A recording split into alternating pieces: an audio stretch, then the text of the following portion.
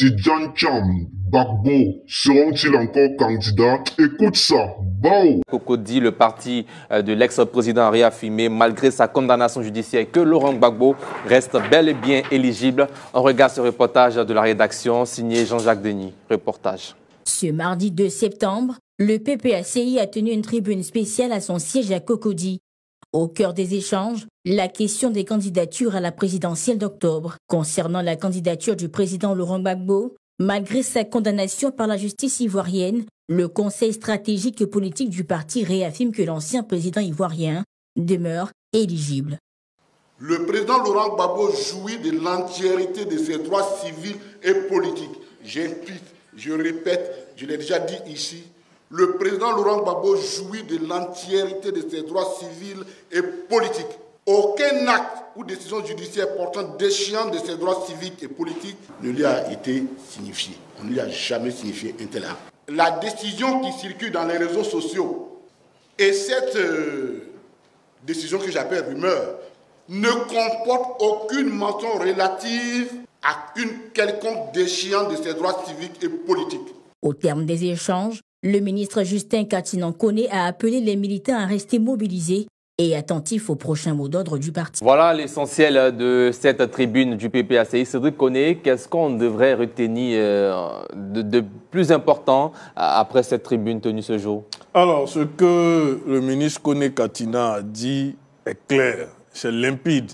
Mais je vais peut-être vous faire un résumé et un condensé pour que nous puissions bien nous comprendre. Parce que c'était dit dans la convocation aux médias, la position du PPACI sur les candidatures à la présidentielle.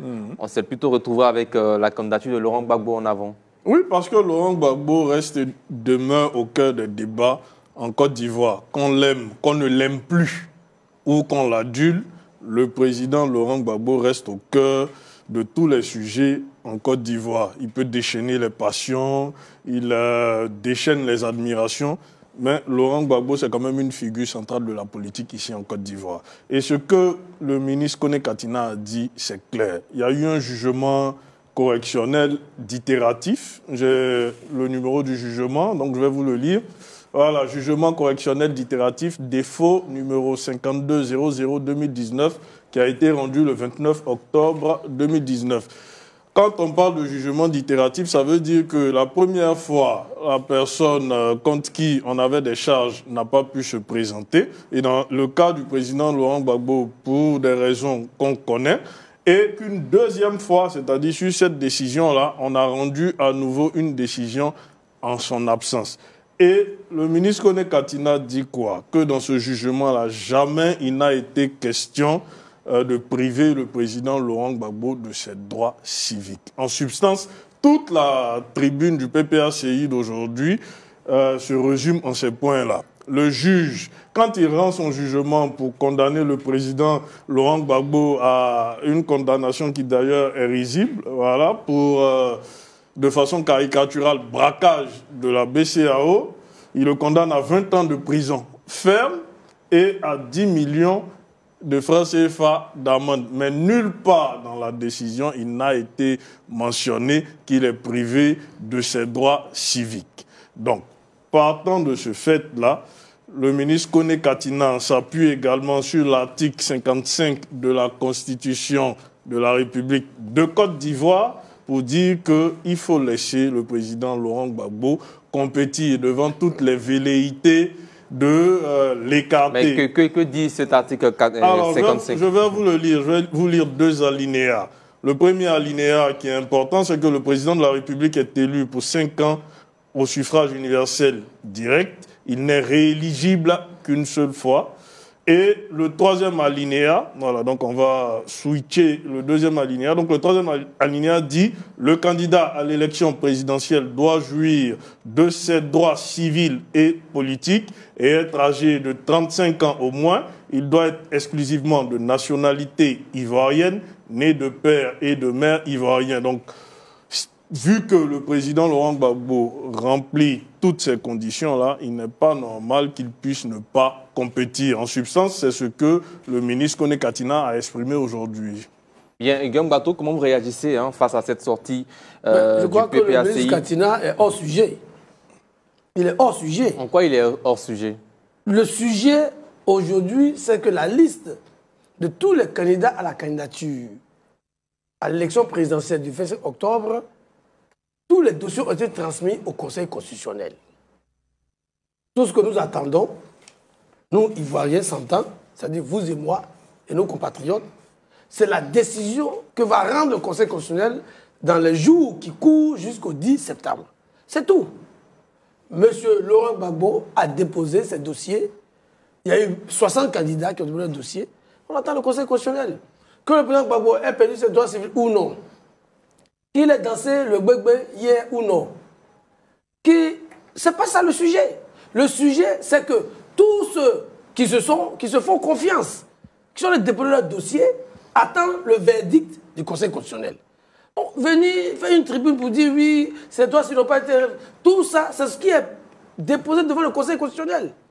Et nous tous, nous attendons, parce que c'est le Conseil constitutionnel qui est le juge électoral en matière pour ce qui concerne l'élection présidentielle. Donc, tout le développement que fait le ministre Katina, je dis que c'est hors sujet. Hors sujet. Voilà. Maintenant, j'ai entendu dire aussi que oui, le président Ouattara n'est pas candidat. Ça aussi, il est hors sujet. C'est le Conseil qui va trancher. Nous sommes aujourd'hui sur ce plateau le 2 septembre. Et il nous reste exactement 8 jours. Donc, M. Katina et ses amis Cédric et autres gardent toutes leurs expertises en droit et qu'on attend tranquillement le Conseil. Parce que ça ne va servir à rien. Alors, nos amis du PPACI, depuis longtemps, font la politique de l'autruche. Ils savent que le président Gbagbo n'est pas éligible. Pour eux, le président Gbagbo est éligible. Hein. Oui, c'est plutôt le président Ouattara qui n'est pas éligible, selon eux. Oui, heureusement, ce n'est pas eux qui décident. Mais ils s'appuient également sur certains arguments. Qui s'appuient sur tous les arguments de la terre. Même sur le Coran. Qui s'appuient sur la Bible. Ça, c'est leur choix. Et nous sommes en démocratie. Chacun est libre de son choix et de son opinion. Mais heureusement que dans la République, il y a les institutions, comme le Conseil constitutionnel, qui vont trancher. Donc, je pense que M. Katina aurait pu économiser son énergie d'aujourd'hui pour peut-être le jeudi 11. Le jeudi 11, on saura si, peut-être avant, mais en tout cas le jeudi 11, on saura si M. Gbagbo a été retenu. S'il n'est pas retenu, ils ont dit qu'ils n'accepteront pas. Bon, qu'est-ce qu'ils vont faire? La grande question, ils ont dit qu'ils vont lancer quelques mots d'ordre. Nous, on attend les mots d'ordre. On attend les mots d'ordre, qu'est-ce qu'ils vont dire? Ils disent qu'ils vont utiliser tous les moyens pacifiques. C'est tant mieux. Légaux, démocratiques, c'est ce que nous souhaitons. En tout état de cause, je crois que tout ce développement-là est dépassé. Voilà, c'est des arguments. Ça fait, depuis que le président Gbagbo est rentré en 2021, ça fait 4 ans, on entend la même chose. Oui, il est éligible, il n'est pas éligible, il a dansé, il n'a pas dansé, il est sorti, il n'est pas... Non. Le Conseil va trancher. Et comme les décisions du Conseil sont sans recours possible, nos camarades du PPACI vont la prendre à leur dépens. Ils n'auront pas de candidat et on va faire l'élection présidentielle sans eux. Voilà.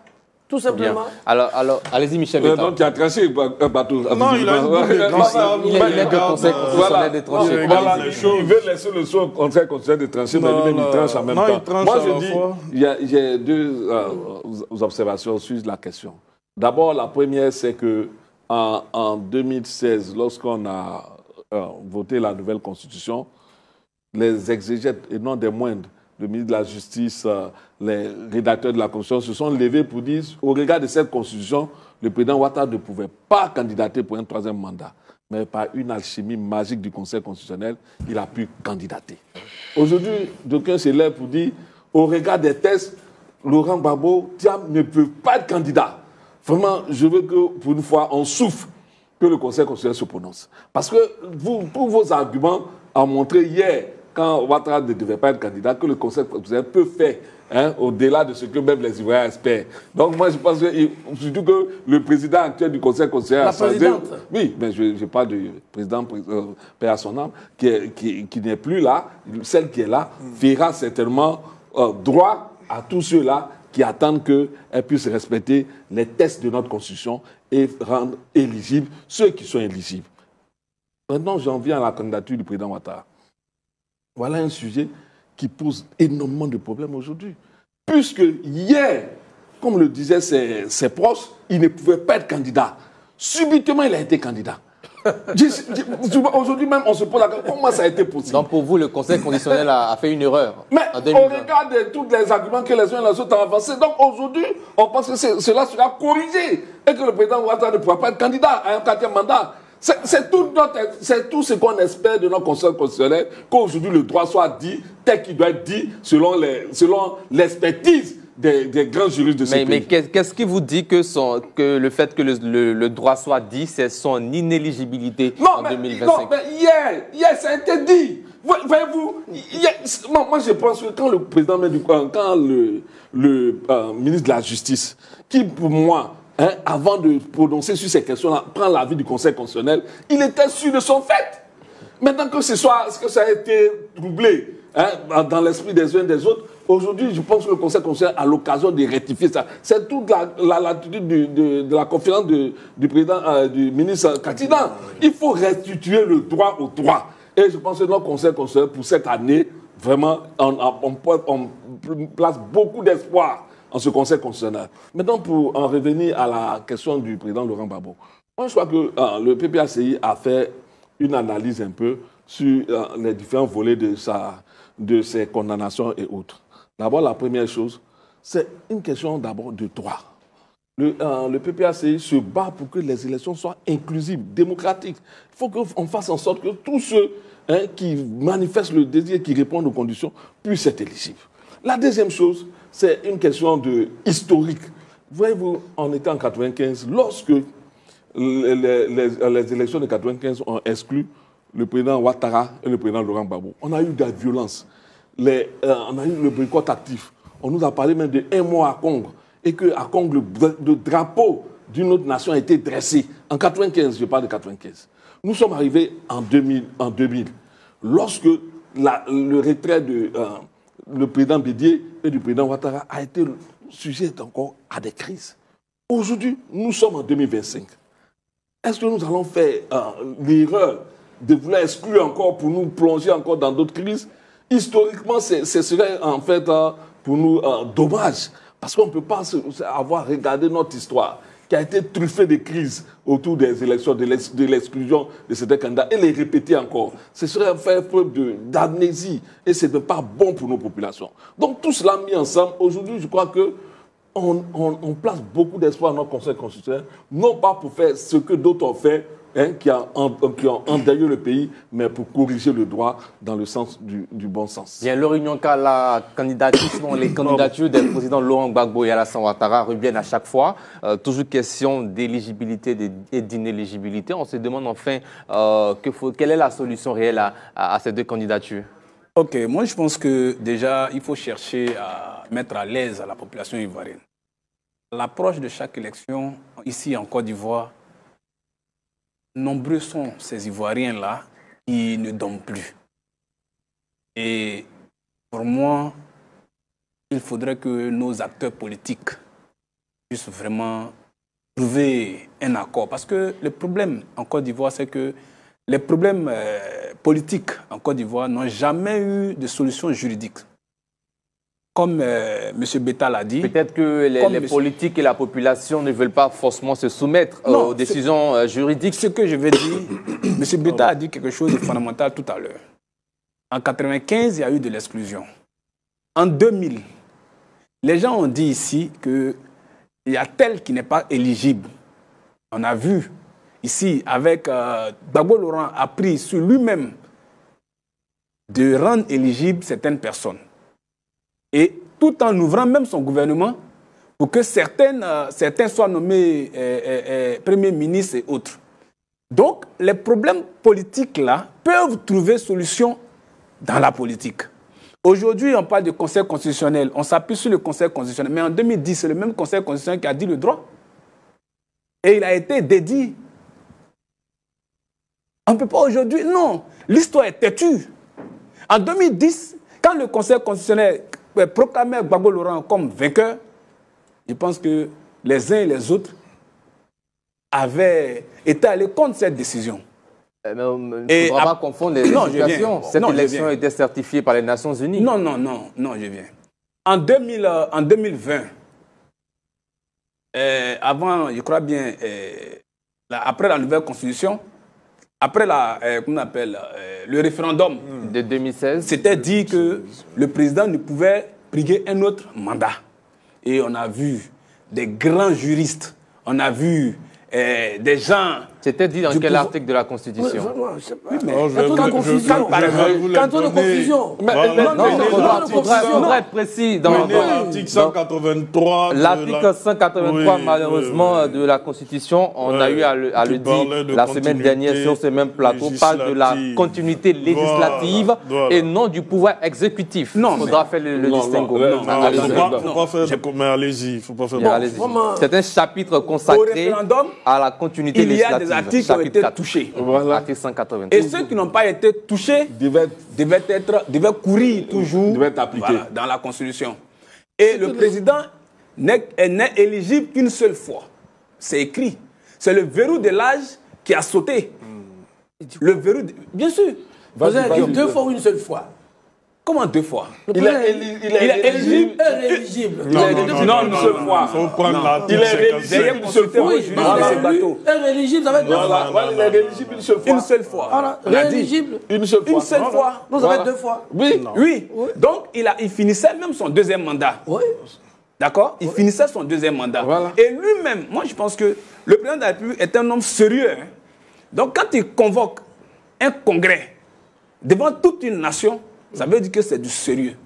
Et quand il dit « je ne peux être candidat », donc je passe la main au Premier ministre d'alors, paix à son âme, qui malheureusement n'a pas pu aller aux élections, parce que n'étant plus de ce monde, il part aux élections. D'accord? Il part pour un 3e mandat.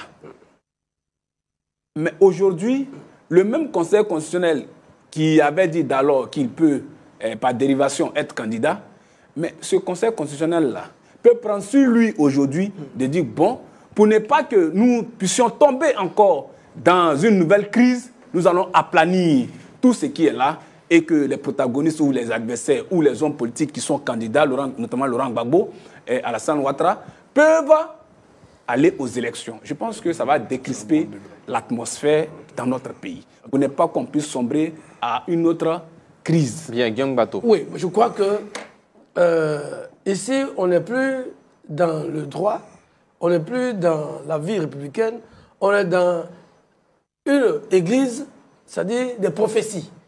Parce que ce que mon co-débatteur dit, ça c'est des prophéties.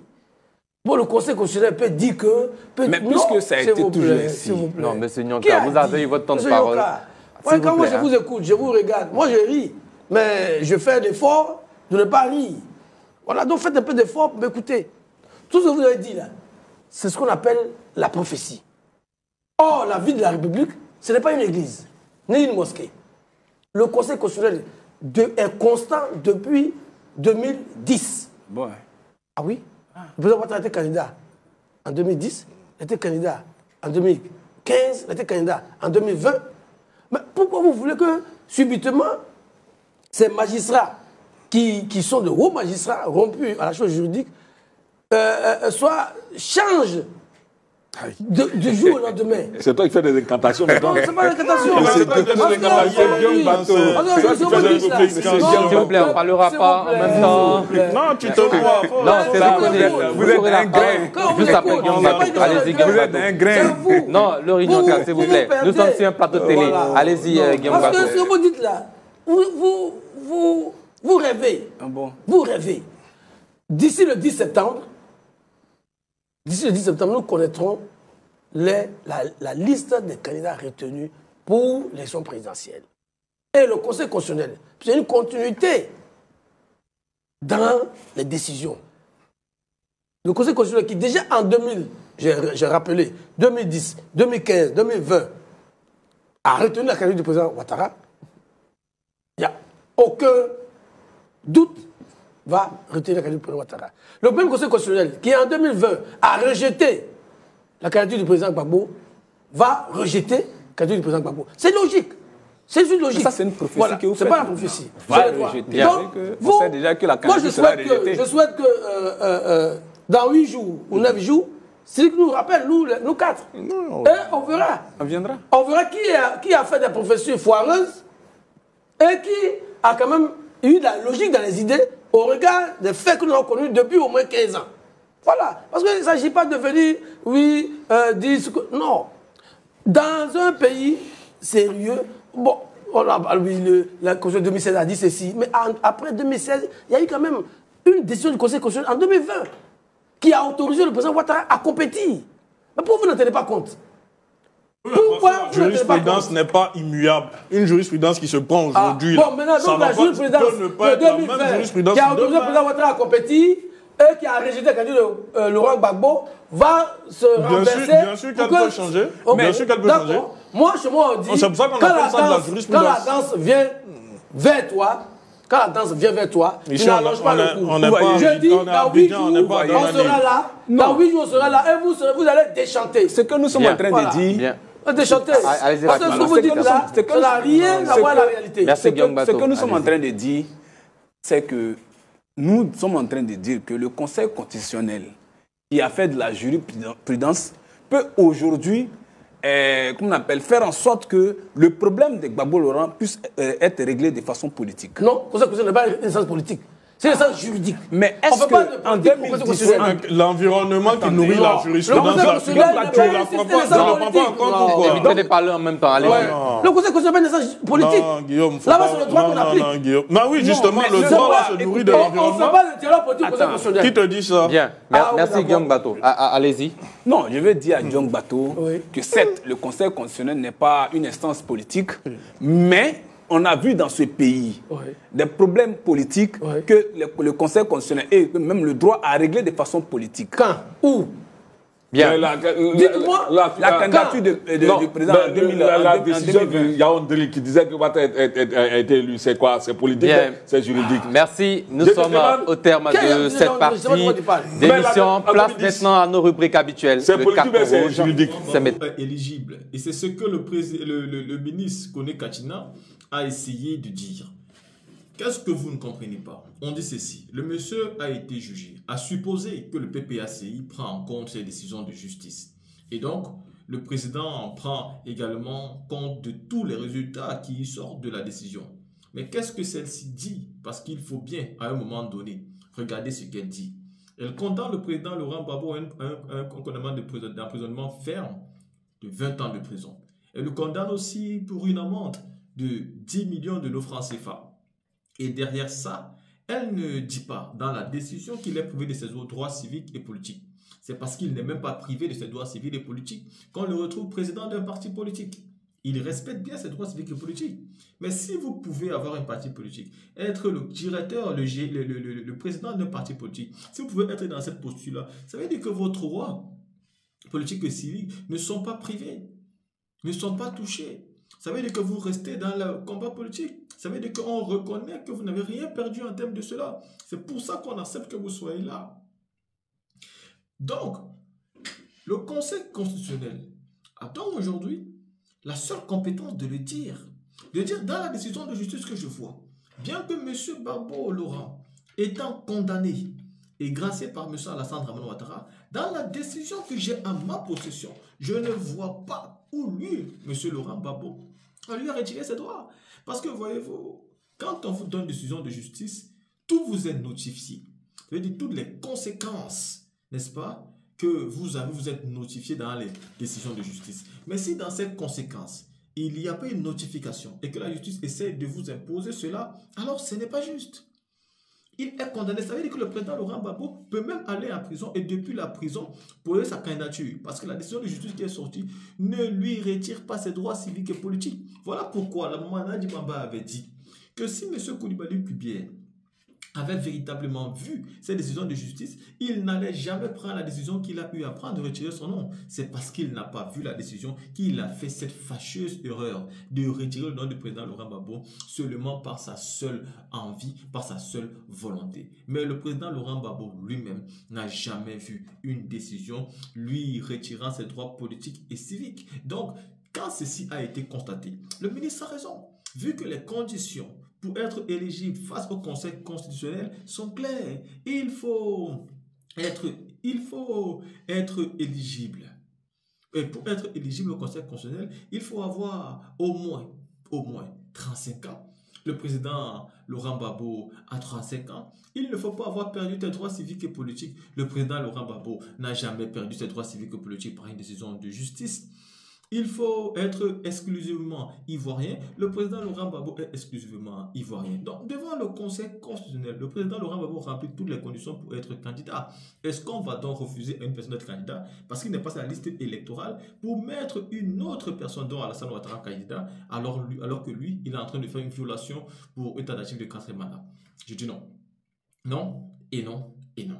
Maintenant, sans ceci est dit, écoutons ici la maman Nadji Mawa, ce qu'elle avait déjà dit sur le sujet. Je voudrais commencer mon allocution par une vidéo. Vous n'allez pas trop apprécier, mais ce n'est pas grave. Attrapez votre cœur, comme on le dit chez nous. Nous allons suivre ensemble une déclaration du président de la CEI, M. Koulibaly Kuibière. Est-ce que la régie peut me mettre la première vidéo ? D'une décision de justice, une décision qui justifierait le retrait du président, le retrait de ses droits civils et politiques. Est-ce que vous l'avez vu, vous, Monsieur le Président? Est-ce que vos yeux l'ont vu? Parce que vous dites que le nom du président était juste inscrit sur la liste électorale. C'est seulement ça qui justifie, vous venez de le dire. Mais est-ce que cette décision quand même, parce qu'on entend dire qu'elle n'existe pas et tout ça, est-ce que vous, CEI, Commission électorale indépendante, vous pouvez nous dire ce soir que vous l'avez vu et que cette décision, elle est bel et bien sur la place? Alors, cette question nécessite de ma part deux réponses. Légalement parlant, je ne suis pas tenu de l'avoir, cette décision. Parce que, jusqu'à preuve du contraire, la correspondance du ministère de la Justice attestant des personnes déchues de leurs droits civils et politiques fait foi. Donc pour moi, je n'ai pas besoin de voir la décision. Et pendant que nous y sommes, lorsque le ministère de l'Intérieur me donne la liste des personnes décédées, je vais demander à ce qu'on m'amène des dépouilles chaudes pour l'attester? Non, ce n'est pas comme ça que ça se fait. En plus de cela, j'ai bel et bien vu cette décision. C'est pour cette raison que nous prenons toujours soin, autant que faire se peut, quand on constate qu'il y a des contestations qui peuvent venir de part et d'autre, pour nous assurer de ce que cette décision existe bel et bien et qu'elle est devenue définitive. Donc je dis, non seulement je ne suis pas tenu légalement de voir la décision parce que la correspondance de monsieur le garde des Sceaux fait foi jusqu'à inscription de faux, mais en plus de cela, j'ai vu la décision. Voilà, elle est devenue définitive. Voilà. D'accord, voilà donc qui est dit. Est-ce qu'il y a une quelconque possibilité que les noms de personnes radiées, notamment du président Laurent Gbagbo, se retrouvent à nouveau sur la liste électorale? Ah oui, bien sûr. Il y a deux cas. L'événement qui a justifié la déchéance, c'est une infraction. Tout à fait. Si cette infraction est amnistiée, mais il devient neuf. Il devient un homme qui n'a pas commis d'infraction. Il peut venir sur la liste électorale. Deuxième hypothèse, si l'infraction n'est pas amnistiée et qu'il exécute sa peine, il est réhabilité à la fin de l'exécution de sa peine et il demande son inscription sur la liste électorale. Voilà les deux hypothèses qui sont revues par la loi.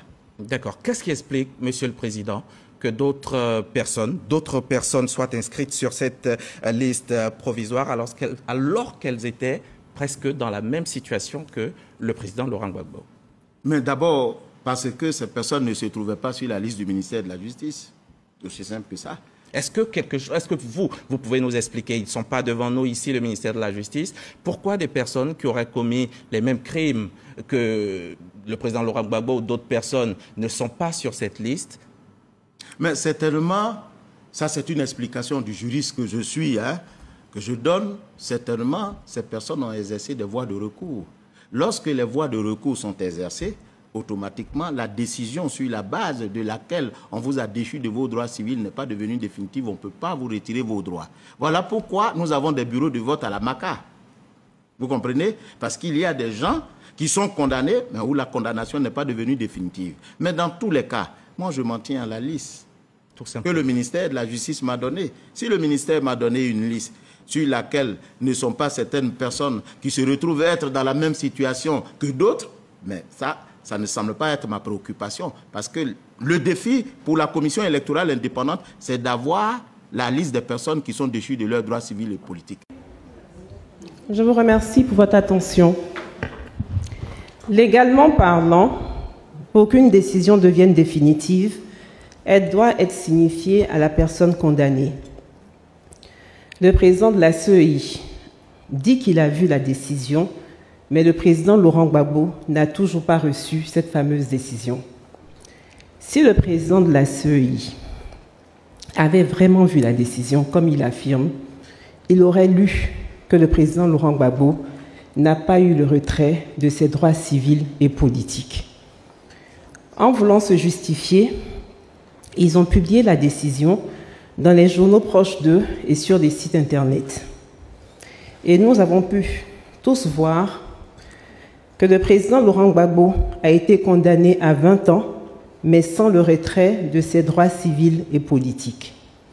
Dans un tel cas, aucune raison ne justifie qu'il ne soit pas sur la liste électorale, puisque M. Coulibaly Kuibière affirme qu'il a retiré de la liste électorale parce que notre chef a été déchu de ses droits civils et politiques. Je vous invite toutes à aller regarder la décision de condamnation sur des sites internet et vous verrez que le président Laurent Gbagbo jouit pleinement de ses droits civils et politiques. C'est la raison pour laquelle il dirige le Parti des peuples africains de Côte d'Ivoire.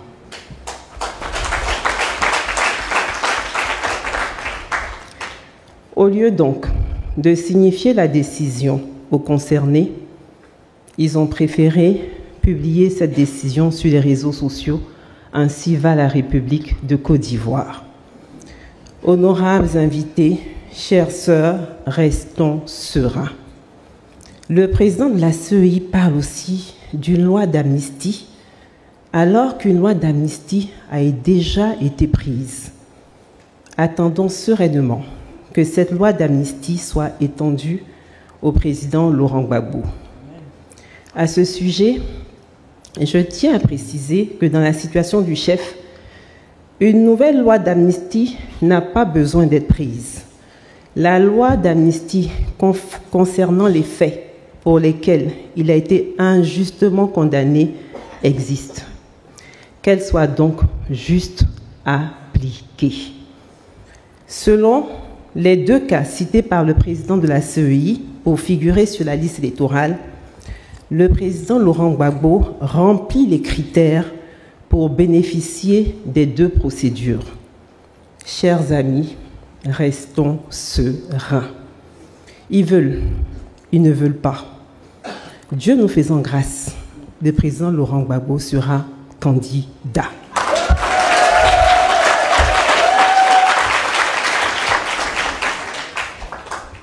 Pourquoi sera-t-il candidat? Je vais encore vous soumettre à cet exercice déplaisant. Réécoutons encore M. Coulibaly Kuibière.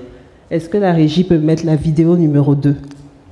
L'article 31 de la Cour africaine, donc, il stipule que quand l'État ne s'exécute pas, il y a d'ailleurs un rapport qui est fait en particulier des cas où l'État n'aura pas exécuté la décision de la Cour. Oui, alors quand, en fait, il n'y a pas de moyen de coercition vis-à-vis de l'État. Tout à fait. Alors quand c'est comme ça, l'article 31 du protocole dit que lorsque l'État qui est condamné ne s'exécute pas, la Cour africaine dresse un rapport au chef qu'on appelle la conférence des chefs d'État. Alors voyez-vous, M. Diaby, l'affaire cesse d'être juridique pour devenir politique. C'est ça que je dis aux uns et aux autres. Donc cette situation peut être réglée de façon politique. Mais c'est pour cette raison que la Cour, face à son impuissance en ce qui concerne l'exécution de la décision qu'elle a rendue, rencontre aux chefs d'État qui l'ont créée pour dire, bon, voilà la situation. Et les chefs d'État, politiquement, vont régler cette situation. Monsieur le PEX, Madame la Présidente des Messagères, Monsieur le Directeur de cabinet, Mesdames et Messieurs les vice-présidents du Parti des peuples africains, honorables invités, Mesdames les Messagères, nous venons d'entendre le message du président de la CEI.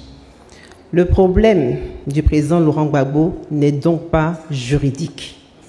C'est un problème politique et qui va se résoudre politiquement si et seulement si nous nous montrons déterminés.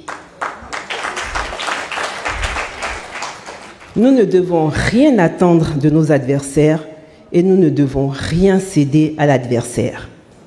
L'adversaire élabore des stratégies. Une de leurs stratégies est de nous pousser à nous focaliser sur la présence ou non du nom du président Laurent Gbagbo sur la liste électorale.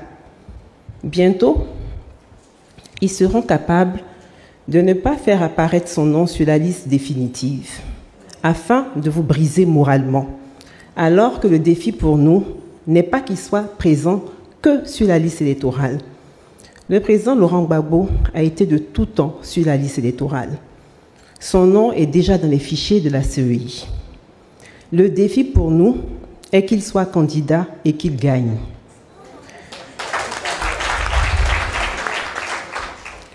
C'est en voulant l'empêcher d'être candidat en 2020 qu'une loi a été inventée, et de manière grossière, pour dire que pour être candidat, il faut être électeur, et qu'un électeur se définit par sa présence sur la liste électorale. Ils ont réussi ce subterfuge en 2020 parce que notre chef n'était pas sur le territoire ivoirien. 2020 n'est pas 2025, parce qu'en cette année 2025, notre chef est en Côte d'Ivoire. À tout moment, quand ils seront contraints de faire apparaître son nom, et ils le seront par la grâce de Dieu, vous entendrez que le président Laurent Gbagbo est électeur. Mais est-ce que cela fait de lui un candidat éligible? Non et non. La présence du nom d'un individu sur la liste électorale est une des conditions d'éligibilité. Pour être candidat à l'élection présidentielle, il faut remplir un certain nombre de conditions que je ne citerai pas toutes. Celle qui nous réunit aujourd'hui est la condition concernant les parrainages. Le président Laurent Gbagbo sait que sa présence sur la liste électorale sera résolue. Mais si nous ne travaillons pas sur les autres conditions d'éligibilité, sa candidature pourrait être rejetée, et cette fois-ci avec une raison valable. Ne vous laissez pas abuser ou décourager par les ruses de nos adversaires si le nom du président Laurent Gbagbo n'apparaît pas sur la liste définitive de ce mois de juin. Continuez à croire en notre victoire certaine et battez-vous pour réussir le parrainage. Qu'ils inventent n'importe quelle condition, nous allons cocher toutes les cases qui permettront à notre chef d'être candidat. Seule notre détermination fera reculer l'adversaire. Le plus important pour nous, comme je l'ai dit tout à l'heure, est que le président Laurent Gbagbo soit non seulement candidat, mais aussi qu'il gagne. À ce sujet, je vais vous inviter à suivre une vidéo, mais cette fois-ci, elle est plus agréable à entendre et à voir. Écoutons ensemble le président Laurent Gbagbo. La lutte que nous allons mener maintenant, là, après la convention, ce n'est pas une lutte pour inscrire Gbagbo sur la liste électorale. C'est une lutte pour gagner les élections présidentielles. C'est très important. C'est très important. Et je vais vous expliquer pourquoi c'est très important. L'inscription sur la liste électorale, c'est un acte administratif banal.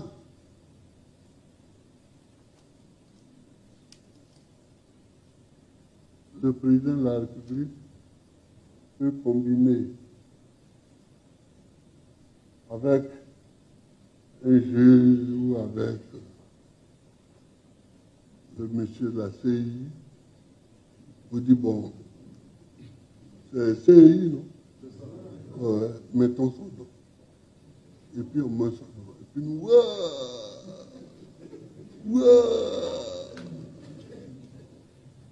mais rien n'est fait. Parce que ce n'est pas là que se déclarent les candidats. Les candidats qui vont compétir, qui vont concourir, sont déclarés au Conseil constitutionnel un mois ou deux avant l'élection présidentielle. Donc ton nom peut être sur la liste ou peut ne pas être sur la liste. Si le Conseil constitutionnel va dire que tu n'es pas candidat et que tu ne vas pas aux élections, tu fais quoi? C'est pourquoi il faut avoir en tête que ce n'est pas une bataille pour mettre le nom sur la liste. Si on met le nom sur la liste, c'est tant mieux. Ça nous fait des enjambées en plus que nous aurons gagné. Mais le problème, c'est d'être candidat et de gagner les élections. Il faut dès à présent que nous prenions les dispositions d'être partout sur le terrain pour être avec le peuple de Côte d'Ivoire, comme nous savons si bien le faire, et gagner les élections. Donc c'est important ce que je veux dire, ce que je vous dis là. Mesdames et messieurs, est-ce qu'on peut être plus clair que ce que le président Laurent Gbagbo vient de dire? Non. C'est un message clair et très très clair. Nous n'avons pas affaire au président de la CEI. Nous aurons affaire à Madame Chantal Camara, présidente du Conseil constitutionnel. C'est le Conseil constitutionnel qui déclare qui est éligible et qui ne l'est pas. Nous verrons comment elle va déclarer candidate une personne qui peut-être ne respectera pas la Constitution et non candidat, un monsieur dont le nom n'apparaît juste pas sur la liste électorale, alors que ce dernier bénéficie déjà d'une décision favorable de la Cour africaine de justice et des droits de l'homme. Que Dieu nous épargne des Ponce Pilate. Chers amis, chers camarades, chères sœurs, restons sereins. Nous vous avons invité, chères messagères, à travailler sur le parrainage de notre chef. Pour réussir le parrainage, vous devez être formés et bien formés, d'où le sens de cette rencontre. Merci, merci infiniment d'avoir répondu à notre appel et merci d'aider le président Laurent Gbagbo dans son combat pour la démocratie et la liberté. N'attendez pas que notre adversaire nous fasse la passe, même si la politique est un jeu. Parlant de jeu, est-ce que vous connaissez le jeu Monopoly? Bon, je vais quand même envoyer le jeu et je vais vous dire, attendez, j'ai le jeu qui est là. Tout le monde connaît le jeu de Monopoly. Non, Piki, excuse-moi, tu vas ouvrir.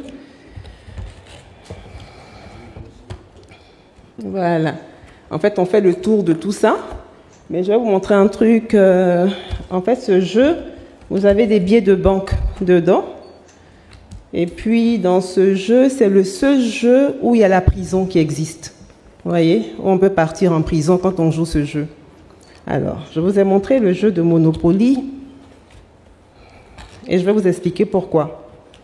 Si vous voulez comprendre le mode de gestion de nos adversaires, apprenez à jouer au Monopoly.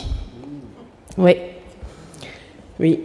Le but du jeu de Monopoly consiste à ruiner ses adversaires par des opérations immobilières et ainsi parvenir au monopole. Ce jeu symbolise le capitalisme. Le Monopoly, comme je l'ai dit, est le seul jeu de société où on part en prison.